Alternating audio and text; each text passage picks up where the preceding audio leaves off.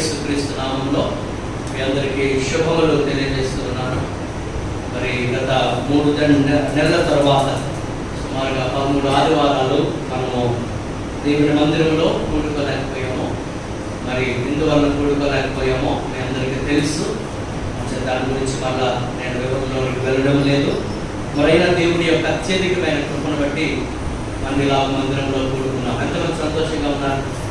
31 5వ వచనం 7వ వచనం అందరూ కలిసి ఆ మాట చదువుతున్నాము. 31 5 నుంచి 7 వచనం. ఆయన కోపము నిమిషం మాత్రమును, ఆయన దయ ఆవేశమును నిలిచెను. సాయంగా వచ్చి రాత్రి దినము హృదయమున సంతోషము కలుగును. నేనెన్నడూ కదలనని నా క్షేమకాలముని యెహోవా దయ కలిగి నీవే నా పర్వతమును స్థిరపరచుకొని నీ ముఖమును నీవు దాచుకున్నప్పుడు నేను కలత చెందితిని. దావీదు ఈ కీర్తనను అతడు రాసి ఉన్నాడు. మరి దావీదు గురించి కొన్ని విషయాలు మనం ఆలోచన చేస్తే, మరి దావీదు గురించి మరి ప్రతి ఒక్కరికి, చిన్న పిల్లలకు కూడా మరి దావీదు గురించి అనేక విషయాలు తెలుసు. మరి వాటన్నిటినీ దావీదు గురించి కాకుండా దావీదు చేసిన ప్రార్థన లేదా చెప్పిన ఈ కీర్తనలో నుండి దేవుని యొక్క 2 ముఖ్యమైన లక్షణాలను ఈరోజు మనము ధ్యానం చేద్దాం. The dual character of God. Dual అంటే 2 కదా, 2 మీకు అర్థం అవడం కోసం మన ఫోన్లో డ్యూయల్ సిమ్ అంటారు కదా, అనగా ఆ ఫోన్లో 2 సిమ్లు వేసుకోవచ్చు కదా. సో ఎలాగే డ్యూయల్ అనే మాటకు 2 అని అర్థం. దేవుడికి చాలా స్వభావ లక్షణాలు ఉన్నాయి. ఆయన స్వభావ లక్షణాల గురించి చెప్పండి. ఆయన క్యారెక్టర్ గురించి, ఆయన ఎవరై ఉన్నారు? ప్రేమ కలిగిన వాడు, కరుణ కలిగిన వాడు, కృప కలిగిన వాడు. సో ఇవన్నీ దేవుని యొక్క స్వభావ లక్షణాలు. మరి వాటన్నిటిని గురించి ఆలోచిస్తే మన జీవితం అంతా కూడా చాలదు. ఆయన స్వభావాన్ని మనము చెప్పాలంటే పరిశీలన చేయాలి అని అంటే, మనం నమ్మిన దేవుడు గొప్ప దేవుడు, మనం నమ్మిన దేవుడు మంచి దేవుడు. మరి అటువంటి గొప్ప దేవుని యొక్క 2 ముఖ్యమైన లక్షణాలు ఇక్కడ మనకు కనబడుతున్నాయి. 31 కీర్తన 5వ వచనంలో మనం చూస్తూ ఉన్నాము. ఆయన కోపము నిమిషం మాత్రముండును, రెండవది ఆయన దయ ఆయుష్కాలమంతా నిలుచును. 2 ప్రాముఖ్యమైన లక్షణాలు ప్రభువి ఇక్కడ కనబడుతున్నాయి. ఒకటి ఏంటండి? ఒకటి దేవుని కోపము, 2 దేవుని యొక్క దయ. ఈ 2 కూడా దేవుని శ్రేష్టమైన ముఖ్యమైన లక్షణాలుగా మనం ఈ కీర్తనలో దావీదు వర్ణిస్తూ ఉన్నాడు. గమనించాలి, దావీదు 2 గురించి ఎందుకు అతను చెప్పాడు అని అంటే, దావీదు తన జీవితంలో ఈ 2 చెప్పండి అనుభవించాడు. ఏమనుభవించాడు? దేవుని కోపాన్ని కూడా అనుభవించాడు, 2 దేవుని దయను కూడా అనుభవించాడు కదండి. చాలా సందర్భాల్లో, ఎక్కువ సందర్భాల్లో దేవుని దయను అనుభవించాడు, తక్కువ సందర్భాల్లో దేవుని కోపాన్ని కూడా అతడు రుచి చూడవలసి వచ్చింది అని మనం గమనించాలి. అంచేత మానవ జాతి ఈ 2 కూడా ఆయా సందర్భాల్లో రుచి చూస్తూ ఉండాలి. దేవుడు ప్రేమ కలిగిన వాడు, దయ కలిగిన వాడు, కృప కలిగిన వాడు. మాట చెప్పండి, ఈరోజు నీవు నేను మనందరము సజీవులుగా ఉన్నామంటే కారణం ఏంటి చెప్పండి? దేవుని యొక్క దయ. హల్లెలూయా. మన చుట్టుపక్కల ఎంతోమంది గతించిపోయారు. నేను ఒక వీడియో చూసాను. ఒక ఆమె తన భర్త మరి ఎవరో చనిపోయారు. ఆ చనిపోయిన వ్యక్తి బాడీని తీసుకెళ్తా ఉన్నారు. ఈమె వెళ్ళి కనీసము ఆ బాడీ మీద పడి ఏడవలేని పరిస్థితి. ఎంత ఘోరంగా ఉంది పరిస్థితి, ఆలోచన చేయండి. సో ఎవరు టెరిబుల్ డేస్, మనము చాలా భయంకరమైన దినాల్లో ఉన్నాం. ఇటువంటి భయంకరమైన దినములలో మనం అనుభవించవలసింది ఏంటంటే దేవుని యొక్క దయ. హల్లెలూయా. దేవుని యొక్క కృప, దేవుని యొక్క కనికరం, దేవుని యొక్క ప్రేమ. మనము దేవుని దయ మన మీద ఉంది కనుక, దేవుని కృప మన మీద ఉంది కనుక ఈరోజు మనం సజీవులుగా మనం ఉన్నాము. పిల్లరా, ఒకసారి మనం ఆలోచన చేద్దాము. మొదటిగా 2 లక్షణాలు. ఒకటి, దేవుని దయ గురించి కొన్ని విషయాలు మనం ఆలోచన. దేవుని దయ యొక్క లక్షణం ఏంటంటే ఆయన దయ ఆయుష్కాలము ఉంటది. ఎంతకాలం ఉంటదండి? ఆయుష్కాలం ఉంటది. అంటే ఎంతకాలము? మనం భూమి మీద పుట్టినది మొదలుకొని ఆఖరి ఊపిరి పోయేటంత వరకు కూడా దేవుని దయ ఉంటది. దేవుని దయ లేని జీవితము, దేవుని దయ లేని క్షణము ఈ భూమి మీద మనము ఉండలేము. హల్లెలూయా. ఈ భూమి మీద మనం మనుగడ సాగించలేము. మన 4 వేలు నోట్లోనికి వెళ్ళవు. రాత్రి నిద్రపోయి ఉదయాన్నే మనము సంతోషంగా మనము లేవలేమో, ఒక అడుగు తీసి మరొక అడుగు వేయలేమో. ఎందుకనగా దేవుని దయ లేకపోతే మనకు మనుగడ లేదు. అంచేత ప్రతి జీవి, ప్రతి వ్యక్తి, ప్రతి మానవుడు దేవుని దయ మీద ఆధారపడవలసిందే. నిర్గమకాండము 34వ అధ్యాయము 6వ వచనాన్ని ఒకసారి చదువుకుందాం. నిర్గమకాండము 34వ అధ్యాయము 6వ వచనం.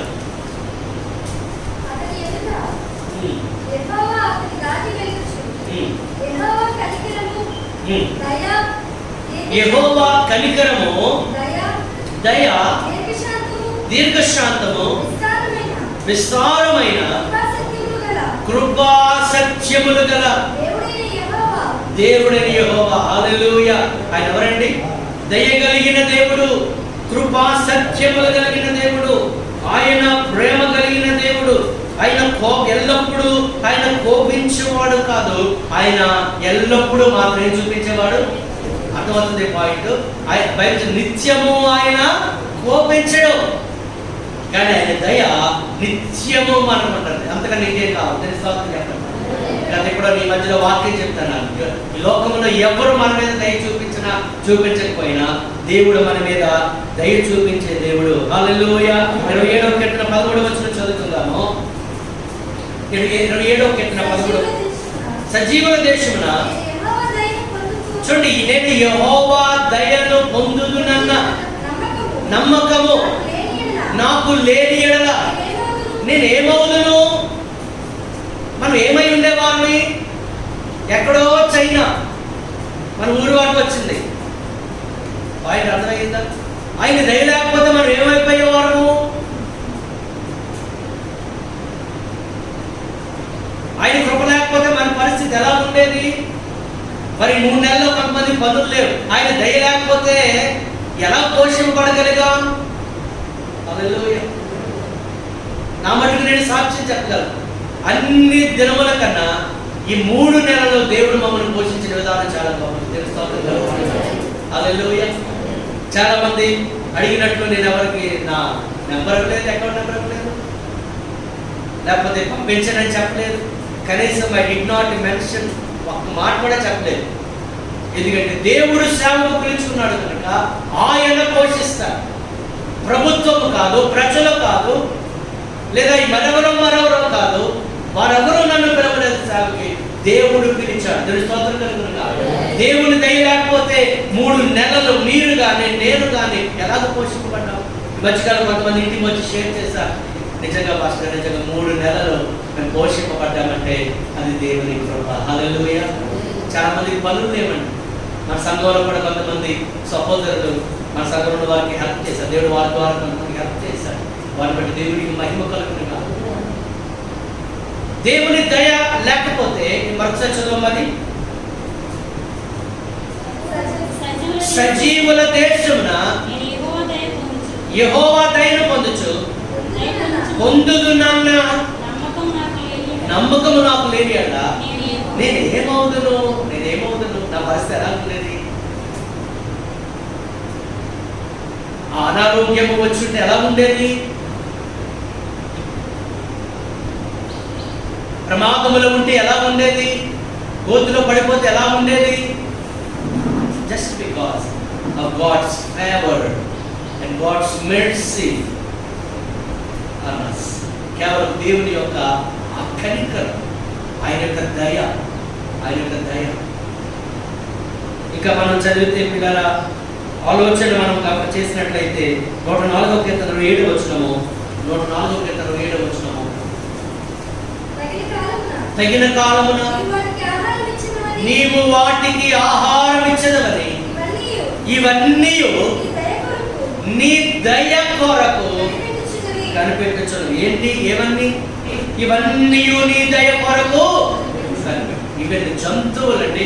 మీరు ఇంటికి వెళ్ళి చదవండి, అక్కడ మకరము అన్నాడు, జలచరములు అన్నాడు, అడవి జంతువులు అన్నాడు, సింహపు పిల్లలు అన్నాడు, కుందేలు అన్నాడు, కొండ మేకలు అన్నాడు, పక్షులు అన్నాడు, చివరికి వృక్షములు కూడా.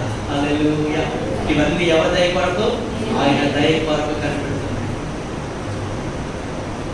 ఎవరైతే ఆయన దయ కొరకు కనిపెడతారో వారి మీద ఆయన దయ చూపించి వారి జీవితంలో ఘనమైన కార్యాలు ఆయన చేయబడుతున్నాడు. యేసుక్రీస్తు వారు లోకస్వార్త 2:40 ఏం చదువుకుందాం. లోకస్వార్త 2:40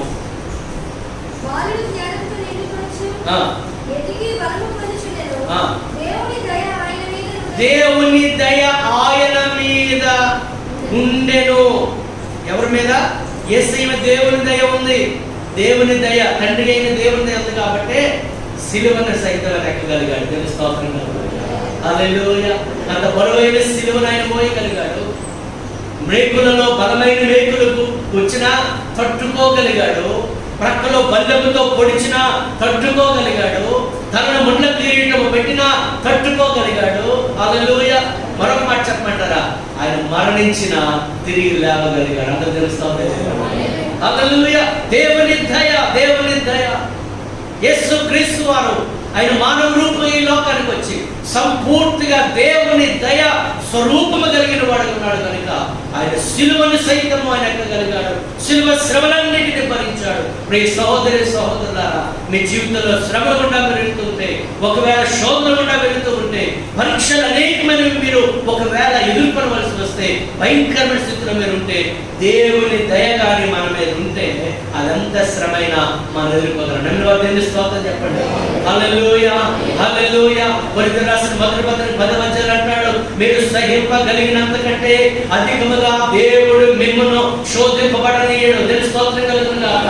యోబుకి భయంకరమైన శ్రమలు వచ్చాయి, వాటన్నిటిని తట్టుకోగలిగిన దయ దేవుడు యోబుకి అనుగ్రహించాడు. యోసేపు శ్రమల గుండా వెళ్ళాడు, తట్టుకోగలిగిన దయ దేవుడు అతని మీద ఉంచాడు. దావీదు భయంకరమైన శ్రమల గుండా వెళ్ళాడు. చివరికి తన సొంత కుమారుడైన వాడు కూడా ఆ యొక్క దావీదును ఆయన అడవిలోనికి చెప్పు లేకుండా పంపించే పరిస్థితి. కానీ దేవుని దయ దావీదు మీద ఉంది. ఇలాగ చెప్పుకుని పోతే భక్తులు అనేకమైన శ్రమలు పొందారు. శ్రమలతో పాటు దేవుని దయ వారి మీద ఉంది. హల్లెలూయా.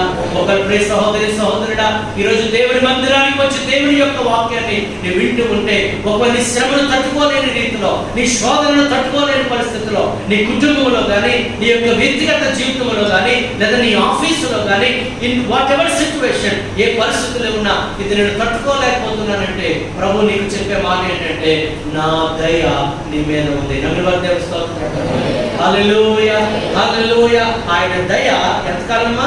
ఆయుష్కాలం ఉంటుంది, ఆయుష్కాలం ఉంటుంది. యేసుక్రీస్తు దయను పొందుకున్నారు, అందుచేత శ్రమలను ఆయన సహించగలిగాడు. 2వ అధ్యాయం లోకాసు 52 మరొక మాట మనకు కనబడుతుంది. యేసు 2:52 యేసు జ్ఞానవంతుడు, వయస్సునందును, దేవుని దయందును, మనుష్యుల దయందును వర్ధిల్లుచు ఉండెను. హల్లెలూయా. చాలా మందికి ఎవరి దయ కావాలి? బాగున్నారండి అని ఎవరిని అడిగారు, ఏదో మీ దయ చాలా మంది సాధ్యం ఎవరు బాగున్నారని అడిగి నన్ను ఏమంటారు? నేను ఎప్పుడు అలా అన్నండి, అనుభవం వాడు ఎప్పుడు నాకు చూపించాడు దయ. ఎవరైనా బాగున్నారు ఏమో దేవుని దయ వల్ల బాగుంది. అవసరమైతే దేవుని దయ వల్ల, మీ ప్రార్థన వల్ల. హల్లెలూయా. ఒకరు సహాయం చేస్తే చెప్పండి, తప్పే లేదు. దేవుని దయ వల్ల, మీ ప్రార్థన వల్ల, మీ సహాయం వల్ల ఎలా ఉంది. యేసు దేవుని దయందును మనుష్యుల దయందును ఏం చేశాడండి? ఎప్పుడు మనుషులను ప్లీజ్ చేస్తూ బతకదు. People not will be with us all the time. ఎప్పుడు ప్రజలు మనతో ఉండరు. ప్రభు పక్కన ఉన్నాడు, ఒకసారి పట్టుకునేవాడు. పేతురు పక్కనే కూడా ఉన్నాడు. మన ప్రభు విడిచిపెట్టు కదా పథకాలు, ఇస్కరియోతు యాభై విడిచిపెట్టేశాడు. సో ప్రజల దయ పొందుకోవడానికి టెంపర్లాడు. నేను మా జీవితంలో పరిచయం నేర్చుకున్నది అది. Do not try to please people. వాళ్ళ వెనకాల పరిగెట్టి వాళ్ళ అవసరం లేదు. దేవుని దయ ఉంటే మనుషులు మన వెనక పరిగెత్తుకు వస్తారు. స్తోత్రం కలుగుతుంది. దేవుని దయ ఉంటే ఎవరైనా మన దగ్గర రావాల్సింది. అలాగే కఠినంగా ఉండదు, ప్రేమ కలిగి ఉండండి. కానీ మనుషుల మీద పూర్తిగా వారిని ప్లీజ్ చేస్తారు. ఈరోజు చాలా దేవుని పిల్లలు కూడా మనుషులు ప్లీజ్ చేస్తారు. వారు గుడికి వెళ్ళొద్దంటే వెళ్ళొద్దాను, మరి ప్రార్థన చేస్తే ప్రార్థించాలి. అదెందుకు అలా చేసి సరైన మానేస్తాను. No no. కొన్నిసార్లు దేవుని దయను కోల్పోతున్నామేమో అని ఆలోచన చేయండి, గమనించండి. మనుషుల దయ లేకపోయినా బతకగలం, దేవుని దయ లేకపోతే బతకలేమో. ఇన్ హోమ్ వి ట్రస్ట్, ఎవరి మీద మనం నమ్మకాన్ని ఇస్తున్నాం. ఈ గడ్డు కాలంలో కూడా ఒక మాట చెప్పమంటారా, దేవుని దయ ఉంటేనే బతుకుతాం. హల్లెలూయా. అందుకంటే బ్రతుకుడు ఎక్కడిస్తే ఆయన బతకమంటే బతకడం, ఆయన కొరకు బ్రతకడం, లేకపోతే మనలోకి వెళ్ళిపోవడమే. అంత ధైర్యంగా, నిశ్చయంతో, నిరీక్షత బతకాలి. ముఖ్యుడి క్రితం చదువు అక్కడ వెళ్దాం ఒకసారి. మీ యొక్క ఎత్తున హల్లెలూయా, స్తోత్రం. అందరూ ఒకసారి తెలుసుకోవాలని చెప్పండి. హల్లెలూయా, హల్లెలూయా. చూడండి 6వ వచనం, నేనెన్నడూ కదలనని నా క్షేమకాలమున నేను అనుకున్నాను. వాడు క్షేమం ఉన్నప్పుడు అనుకున్నాడట, ఏమని? నాకేం పర్వాలేదు, రోకా లేదు, నాకు తిరిగి లేదు, నా దగ్గర వెపన్స్ ఉన్నాయి, నా దగ్గర అణుబాంబులు ఉన్నాయి, నా దగ్గర సైన్స్ ఉంది, నా దగ్గర టెక్నాలజీ ఉంది, మా దేశానికి తిరుగులేదు, నేను అగ్రరాజ్యాది నేత. ఏమైంది? Even doctors cannot do anything. ఏం చేయగలుగుతున్నారు? ఎవరు చేయలేదు. నేను అంతరిక్షంలోకి వెళ్ళిపోతాను అన్నాడు, వెళ్ళు, కానీ ఏమి చేయలేదు. ఈరోజు మనుషులు వారి జ్ఞానాన్ని నమ్ముకొని, ధనాన్ని నమ్ముకొని, వారి పేరు ప్రకారం నమ్ముకొని, కులాన్ని నమ్ముకొని, మరి నాకు పర్వాలేదురా, నా 3 మంది ఉన్నారు. ఎంతమంది ఉన్నా ఇప్పుడు ఏం పాటించవలసి వస్తుంది చెప్పండి. అప్పుడు ఫోన్ చేస్తే వస్తున్నాను, రండి రండి, మీకు ఒక చికెన్ వండుతాను, మటన్ వండుతాను అని పిలిచేవాళ్ళు కదా. ఇప్పుడు ఎవరైనా ఫోన్ చేస్తే, బాబు నువ్వు రావద్దునా, అది నీకు క్షేమము. మళ్ళీ అర్థమయ్యే రీతిలో చెప్తున్నా, మళ్ళీ అప్ అండ్ అవుతాడేమో కదా. అవునా కదా? నా క్షేమకాలం అనుకున్నాను, నాకు తిరగలేదని. 3 నెలలు, కొన్ని రోజులు లాక్డౌన్, ఎక్కడికి వెళ్ళలేని పరిస్థితి, ప్రపంచం అల్లకల్లోలం అయిపోయింది. ఏమవుతుందో అసలు ఈ లోకం కదా. దేవుని దయ ఉంటేనే బతకగా. దేవుని స్తోత్రం చెప్పండి. అంచేత దేవుని దయ మన మీద ఉంది. నేను అనుకున్నాను, క్షేమకాలం అనుకున్నాను, నేను ఎప్పుడు కదలని. అంటే 7వ యెహోవా దయ కలిగి నీవే నా పర్వతమును స్థిరపరచితివి. హల్లెలూయా. అటు ఇటు అయిపోయిన పరిస్థితుల్లో నా పర్వతాన్ని నేనేం చేస్తాం? స్థిరపరచాలి. హల్లెలూయా. ఏమవుతుందో అనుకున్నాను, కానీ నన్ను స్థిరపరచాలండి. నా జీవితాన్ని స్థిరపరచాలి, నా సింహాసనాన్ని స్థిరపరచాలి. దేవుని స్తోత్రం కలుగునుగాక. ఈ సింహాసనాన్ని కదిలించడానికి నా సొంత మామే పలు ప్రయత్నాలు చేశాడు. అవునా కాదా? ఇది ప్రయత్నం చేశాడు. సోలంతో గోడ దిగకూడదు అనుకుంటారు సార్. కానీ ప్రభువా, నా పర్వతాన్ని నీవేం చేస్తావు? నా జీవితాన్ని మాత్రమే కాదు, నా కుటుంబమును స్థిరపరచు. దేవుని స్తోత్రం కదా. దావీదు ప్రార్థన ఏంటి? తండ్రి, నీ సన్నిధిని నా కుటుంబము నిత్యము ఉండని నాయన. హల్లెలూయా, హల్లెలూయా. మీరు ఎంతమంది ప్రార్థన చేస్తారు? నా కుటుంబం అంతా నీ సన్నిధిలో ఉండాలి నాయన. ఏ సన్నిధి? ఈ మందిరం మాత్రం కాదు, ఆ సన్నిధిలో ఉండాలి. ఈ భూమి మీద ఉన్నప్పుడు ఎన్నున్నా ఆ సన్నిధికి వెళ్ళకపోతే వేచి. ప్రభు ఇచ్చే రక్షణ పొందుకునే రక్షణలో కొనసాగుతూ పరిశుద్ధంగా, విధేయులుగా, ఎంతవరకు చివరి వరకు ఎవరైతే చివరి వరకు ఉంటారో వారు సన్నిధి. అందుకంటాడు 10వ కీర్తనలో, యెహోవా నీ గుడారములో అతిథిగా ఉండదగిన వాడెవడు, నీ పరిశుద్ధ పర్వతం మీద ఎక్కదగిన వాడెవడు, యథార్థమైన ప్రవర్తన కలిగి నీతిని అనుసరించచ్చు, హృదయపూర్వకముగా నిజము పలుకువాడే. హల్లెలూయా. ఆయన సన్నిధిలో మనం ఉండాలి, నీ కుటుంబం ఉండాలి. దావీదు ప్రార్థన దేవుడు అన్నాడు, అతనిని స్థిరపరిచాడు, అతని కుటుంబాన్ని ఏం చేశాడండి? స్థిరపరిచాడు. ఎందుకనంటే దేవుని దయను దావీదు ఏం చేశాడు? సంపాదించాడు. సో దేవుని దయను సంపాదించుకునేటట్లు మనం ఉండాలి.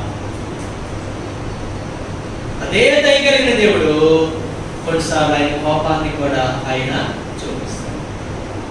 ఆయన కోపము న్యాయమైనది. ఆయన అపవిత్రతను అంగీకరించలేడు కనుక ఆయన కోపము న్యాయమైనది, పరిశుద్ధమైనది. మన పిల్లలు తప్పు చేస్తే మనకి ఎలా కోపం వస్తుందో మన పిల్లలు మనం ప్రేమిస్తాం. అదే టైంలో వారు తప్పు చేస్తే మనకు కోపం వస్తుంది కదా. ఒకసారి దేవుడు ఉగ్రత గురించి మాట్లాడే దేవుడు అంటే ప్రేమ దేవుడు కాదండి. ఆ దేవుడు ఏంటంటే అలా చేస్తాడు. దేవుడు ఉన్నాడా? దేవుడు ఉంటే ఎందుకు నేను అంటాను దేవుడు ఉన్నాడు కాబట్టి ఇది వచ్చిందిరా బాబు. ఇక అర్థమైంది. ఒకసారి ఫరో అన్నాడు, మోషే అహరోను వెళ్ళి మా దేవుడు సమీక్షాడు, యెహోవా దేవుడు మమ్మల్ని అందరినీ విడిచిపెట్టమన్నాడు. అది విడిచిపెడతాడా? విడిచిపెట్టమంటే అప్పుడు ఫరో అన్నాడు, యెహోవా ఎవడు మరి చూపించాలి కదా దేవుడు. నీకు అర్థమైందా? అసలు యెహోవా ఎవడు అంటాను, ఈడెవడు? నీకు అర్థమైందా? యెహోవా ఎవడు అనేటప్పటికి మన గురించి అంటే మనకు దేవుడు కోపరాదు. మరి ఆయన చూపించుకోవాలి కదా, నేను ఎవరినో, ఆయన శక్తి ఏంటో, ఆయన బలం ఏంటో, ఆయన రోషం ఏంటో, ఆయన పౌరుషం ఏంటో. Hour God is jealous God. మన దేవుడు రోషం కలిగిన దేవుడు. ఆయన ప్రేమిస్తాడు. అప్పుడప్పుడు తేడా వస్తే ఆయన ఏం చూపిస్తాడు? కోపం చూపిస్తాడు. దావీదుని విడిచిపెట్టాడా? దావీదు ఎవరు? హృదయానుసారుడైన మనుష్యుడు. దేవుని ఇష్టానుసారుడు మనుష్యుడు.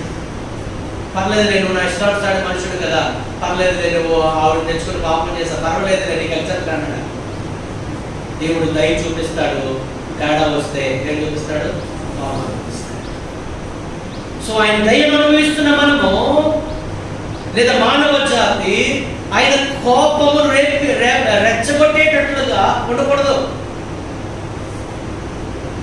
మనం అవిధేయులుగా ఉన్నప్పుడల్లా మానవ జాతి దేవుని పక్కన పెట్టేసి దేవుడు ఎవడు, దేవుడు లేడు, సైన్స్ గొప్పది, వైద్యం గొప్పది, డబ్బు గొప్పది, నా కష్టం గొప్పది. కొంతమంది నమ్ముతారు కష్టే ఫలి. మన కష్టపడే శక్తి ఇచ్చింది ఎవరు? నాకు ఆలోచన అయిపోతే ఎక్కడ కూర్చుంటాం? ఆలోచన ఆడతాం కాబట్టి ఏం చేస్తాం, వెళ్ళి పని చేసుకుంటాం. అది ఆడకపోతే కష్టే ఫలి. కష్టపడాలి కానీ కష్టాన్నే నమ్ముకోవద్దు. కష్టపడడానికి శక్తిని ఇచ్చిన ఎవరిని? అందుకని నీ కష్టార్జితను నీవు అనుభవించదు. ఎవరు అనిపిస్తాడు? ఆయన త్రోవల యందు నడుచువారు ధన్యులు. హల్లెలూయా. దేవుని దయను పొందుకోవాలి కానీ మనుషులు దేవుని కోపాన్ని రప్పించేటట్టుగా ఉంటారు. మనమే అంటాం, ఎవరే నా కోపం రాకపోతే ఎక్కడ కూడా అతనికి తెలియదు. సో మనకై ఎంత రోషం ఉన్నప్పుడు, దేవుని త్రోవలు తప్పినప్పుడు, దేవుని మాటను వినకుండా ఉన్నప్పుడు, దేవుని వైపు రాకుండా, దేవుని వైపు చూడకుండా, దేవుని ఉనికిని గ్రహించకుండా, దేవుడు ఉన్న దేవుడేమో లేడు దేవుడు అంటే దేవుడు ఎలాగో కోరుకోగలుగుతాడు? ఆది కాలం నేను వివరించను కానీ ఆది కాలం నుండి దేవుడు దయను చూపిస్తూ వచ్చాడు. అదే సమయం ఏం చూపిస్తూ వచ్చాడండి? కోపాన్ని చూపిస్తూ వచ్చాడు. ఆదమ హవ్వల మీద దేవుడు ఎంత దయ చూపించాడో ఒకానొక సందర్భంలో దేవుడు వారి మీద కోపము చూపించాడు. ఎంత అందుకే ఆయన కోపము ఎంత ఉంటుందమ్మా? ఎంతసేపు ఉంటుంది? నిమిషం మాత్రం ఉండదు. But it's so terrible. ఆయన కోపము నిమిషం ఉంటుంది కానీ అది చాలా భయంకరంగా ఉంటుంది. మీరు పోటీ అక్కడి నుంచి ఏదైనా తోట నుంచి ఆయన వెలగొట్టేశాడు అంతే. మరి ఎప్పుడు రావడానికి వీల్లేదు. అక్కడ అగ్ని జ్వాల పెట్టేశాడు. నోవహు కాలంలో ప్రజలు రెచ్చిపోయారు. వారి ఊహలతో కూడా చెడ్డ కార్యాలు చేస్తూ, అపవిత్రమైన పనులు చేస్తూ, అవిధేయులుగా ఉంటూ, దేవుడు అంటే లెక్క లేకుండా జీవించినందుకు దేవుడికి కోపం వచ్చింది. 40 రాత్రింబగళ్ళు ఆకాశపు తూములు విప్పేసి నీటిని పంపించేసి వాడు అందరిని ఏం చేసి పడేశాడు? స్మాష్ చేసి పడేశాడు. సొదొమ గొమొర్రాలు వెచ్చవిడిగా పాపం చేస్తూ ఉన్నారు. ఎక్కడ చూసిన పాపమే, వాయు వలస లేకుండా పాపం చేస్తూ వచ్చారు. దేవుడు ఎలా కోరుకుంటాడు? మన ఇంటిలో అపవిత్రం జరిగితే మనం ఊరుకుంటామా? దేవుడు సృజించిన అందమైన ఈ సృష్టిలో పాపము జరుగుతూ ఉంటే దేవుడు ఎలా ఊరుకోగలడు? ఆయన రోషం కలిగిన దేవుడు. అంచేత బైబిల్ చదివితే ఆయన ఆకాశం నుండి, ఎక్కడి నుంచి వచ్చింది దగ్గర? ఆకాశం నుండి. ఎవరు పంపించారు? జలప్రళయం వచ్చినప్పుడు వర్షం ఎక్కడి నుంచి వచ్చింది? ఆకాశపు తూములు విప్పబడ్డాయి. God cannot bear, God cannot tolerate. అది కాలం నుంచి అది జరుగుతూనే ఉంది. సొదొమ గొమొర్ర, ఐగుప్తు ప్రజల మీద 10 తెగుళ్ళు. ఇందాక చెప్పినట్టు ఫరో అన్నాడు, యెహోవా ఎవడు అంటే దేవుడు తన రోషాన్ని చూపించాడు. సమయంలో 2వ గ్రంథం 24 వచ్చే 15 వచ్చిన ఒకసారి చూడండి. సమూయేలు 2వ గ్రంథం 24వ అధ్యాయం 15వ వచనము.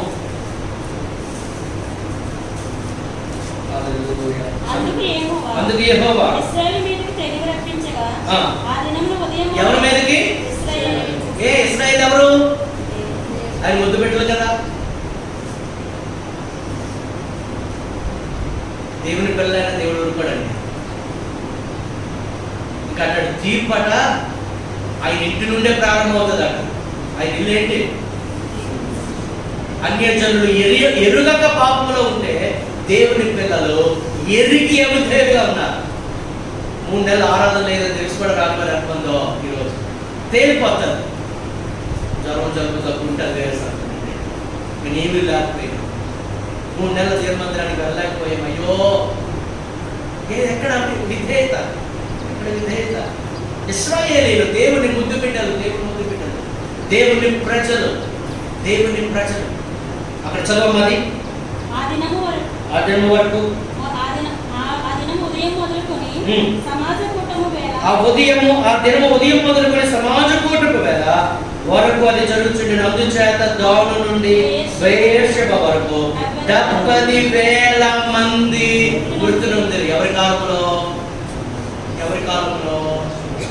దావీదు కాలం. మరి దావీదు పోతున్నాయి కదా. అక్కడ దావీదు చిన్న పొరపాటు చేస్తాడు.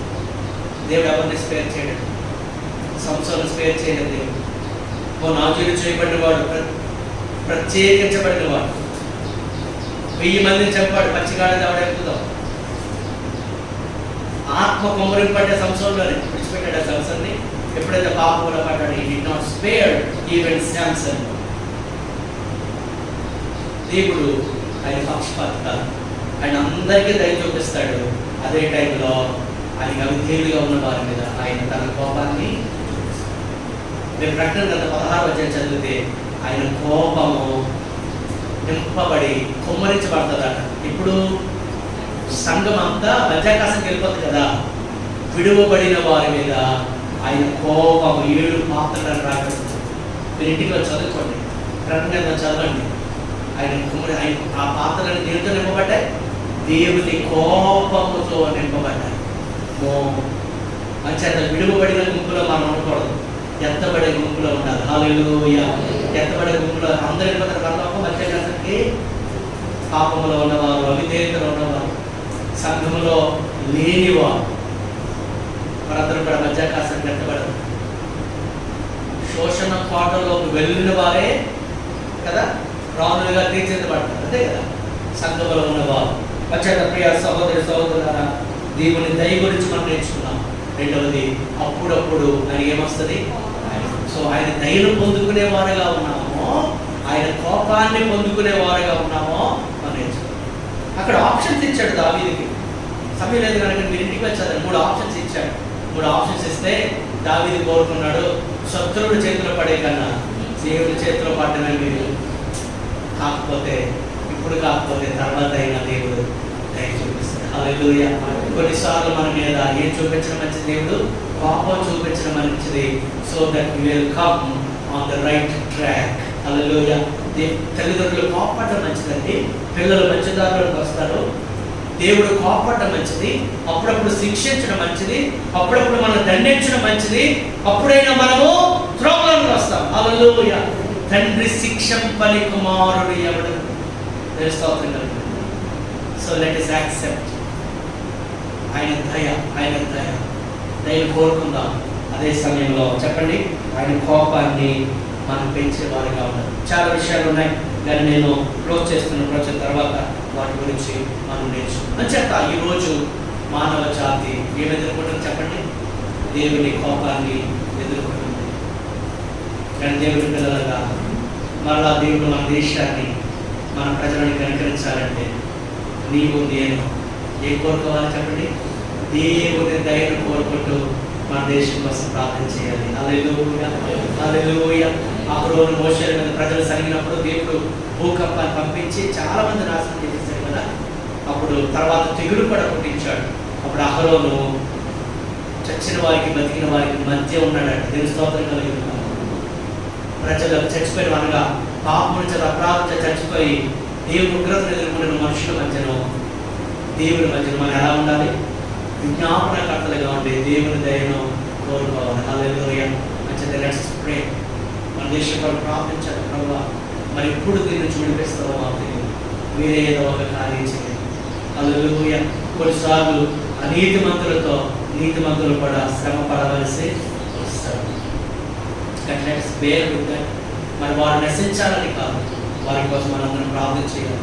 మన కోసం మనం ప్రార్థన చేసుకోవాలి. ఏమని? మనము కానీ మన పిల్లలు కానీ దేవుని కోపాన్ని ఏం చేయకూడదండి. యోబు ఏం చేసేవాడు? రోజు ఉదయం నడిచి తమ పిల్లలు ఒక్కొక్క నిమిత్తం ఏం చేసేవాడండి? ఎందుకు పిల్లల నిమిత్తం అంటే, ఏమనయ్యా నా పిల్లలు ఒకసారి తెలుసో తెలియకో నీ కోపాన్ని రేపుతున్నారేమో, నాకు చరిత్ర తెలుసు, దేవుని కోపం ఎంత భయంకరంగా ఉంటుందో, మంచిగా నా కోపము నా పిల్లల మీద ఏం చేయాలి? రాకుండా చూడండి ఆయన. పిల్లల తల్లిదండ్రులుగా మన పిల్లలు ప్రార్థన చేయాలి, మన కుటుంబం కోసం ప్రార్థన చేయాలి. దేవుని దయ ఉంటేనే మనం మనుగడ సాగించగలం. దేవుని దయ ఉంటేనే అంటే వెళ్ళగలము.